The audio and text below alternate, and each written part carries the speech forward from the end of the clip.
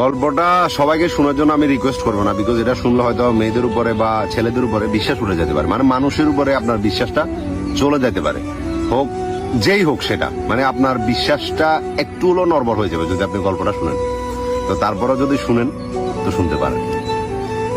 ছেলেটার সাথে মেয়েটা একই স্কুলে তারা পড়ালেখা করতো, এবং ফার্স্ট টাইম যেদিন একটা সাংস্কৃতিক অনুষ্ঠান হয় না, ওইখানে মেয়েটাকে সে দেখে।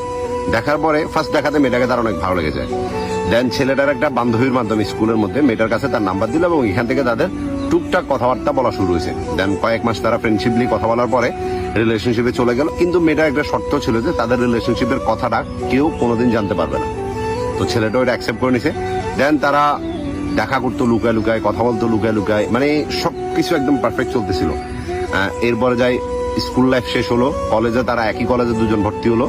মোটামুটি কলেজ ফাঁকি দিয়া একটা বান্ধবীদের গ্যাং বানানিছে, বন্ধুরা সবাই মিলে একসাথে। তো কলেজ ফাঁকি দিয়া নদীর পাড়ে ঘুরতে যাওয়া, মানে এত সুন্দর রোমান্টিক ভাবে রিলেশনশিপটা চলতেছিল যেটা অতুলনীয় ছিল, যার সাথে আপনি কোনো কিছু তুলনা দিতে পারবেন না।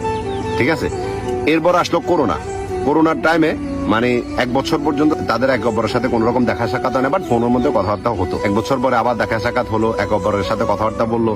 তো সবকিছু একদম সুন্দর মতো চলতেছে, কোন রকম সমস্যা নাই, একে অপরকে প্রচুর পরিমাণ ভালোবাসতো। এরপরে ছেলেটা কি করলো, তার ফ্যামিলিতে মেয়েটার কথা সবাইকে বললো। বলার পরে সবাই একদম, যদিও প্রথমে বিষয়টা একটু নর্মালি নেয়, বাট পরে সবাই সুন্দর মতো মেনে নিছে যে দেখি আমরা কেমন মেয়ে। এরপরে যা ছেলেটা একদিন মেয়েটাকে তার বাড়িতে নিয়ে আসলো। বাড়িতে নিয়ে আসার পর একদম ছেলেটার পুরো পরিবার মেয়েটাকে অনেক পছন্দ করছে, এবং ছেলেটার যে দাদি ছিল সে নিজের হাতে মেয়েটাকে ভাত খাওয়াই দিতেছে। দুপুরবেলা নিয়ে আসছিল মেয়েটাকে, মানে কলেজ ফাঁকি দিয়ে।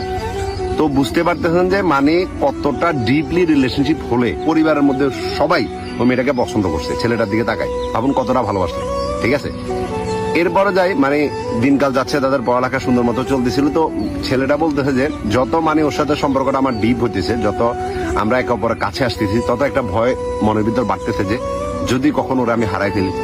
এরপর আমি ওরা একটা প্রস্তাব দিলাম যে আমরা দুজন মিলে কোর্ট ম্যারেজ করে রাখি, পরে যা হবে দেখা যাবে। তখন মেয়েটা বলতেছে যে দেখো এমন করে তো সম্ভব না, কোর্ট ম্যারেজ করো, আমি আমার পরিবার একটা মাত্র মেয়ে, তো তার থেকে বরং তুমি এটা করো যে তুমি কোনো কাজ কাম করো, একটা ভালো কাজ দেখো, যাতে আমি আমার ফ্যামিলির কাছে তোমার কথা বলতে পারি, তাহলে নর্মালি সবাই মেনে নেবে, তুমি এত টেনশন কেন করতেছো। বাট ছেলেটা যত বুঝেছে মেয়েটার একটাই কথা।